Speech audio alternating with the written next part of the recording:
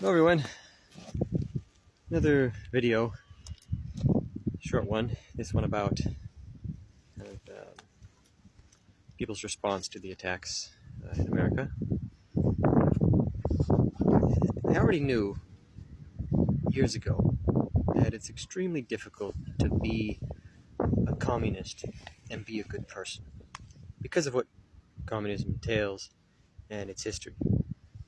But since this attack and the reaction of leading Marxist organizations in the United States, I'm coming more to the conclusion that if you are a communist, socialist, not only are you probably not a good person, but you're probably a despicable human being, most likely.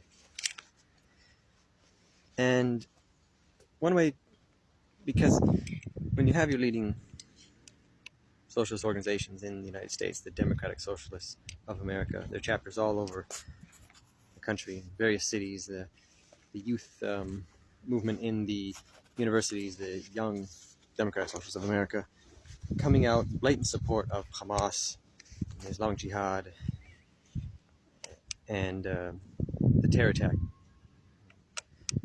over a week ago. And they're organizing marches saying from the river to the sea, all of Palestine will be free. This is a call for the destruction of the state of Israel, the Jewish state. Then you know you're dealing with some really bad people. These are not your old-fashioned Marxists, all the workers of the world unite. This is people who are they have a lot of hate in their heart, the way they represented the terror attack as a great decolonizing operation. This is language we hear in the United States about decolonizing everything, about no peace on stolen land, and eliminating whiteness, things like that. When you hear this rhetoric from people on the left, know that they're talking about you. They're coming for you, just the way that Hamas came for the Jews on the Sabbath. And you should not suffer this rhetoric. You should not suffer the communists the way we don't suffer the Nazi. You need to be removed from polite society. This is the problem with the left and the Democrats. They need to deal with it because the right, Republicans, conservatives, they usually pretty good about keeping anti-Semites out of its ranks. And the alt-right people, it exists, but it's smaller. The influence of socialists and democratic socialists and the Democratic Party is much larger and needs to be dealt with.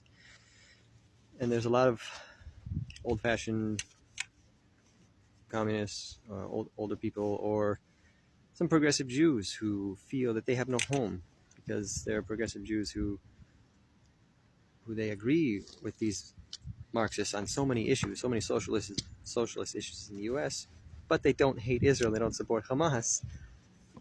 And then they see that their friends in the Democrat Socialists of America and all these progressives supporting Hamas or being very ambivalent, there's bad things on both sides. In one of the most clear sides of right, good versus evil in our time, Hamas GoPro'd a massacre of 1,000 Jews, mostly in their homes, unarmed, or at a music festival. And you can't condemn it because you agree with it, because the land was stolen. Yeah, if that's you, you're a despicable human being. And I don't know if I have any friends or family who are communists. I haven't really talked to a lot of them about that. I hope I don't. And if I do, we could talk about that when I come back. See why you feel that that's the truth. Why that's where you find meaning. And I'll also ask you, what do you think of Israel? And if you do, if any of you know any communists, self-professed socialists, democratic socialists, whatever, ask them what they think about Israel and Gaza. You might be horrified. But it might put them in an uncomfortable place. They might not want to talk about it. And that's what we should do. See what they think. Do you support Hamas? See what happened last Saturday? All right. So, love everyone. My friends and family. in Michigan, Wisconsin, Ohio, Kentucky, Texas, and hope we finish this war and I can finally see everybody. All right, love you again. Bye.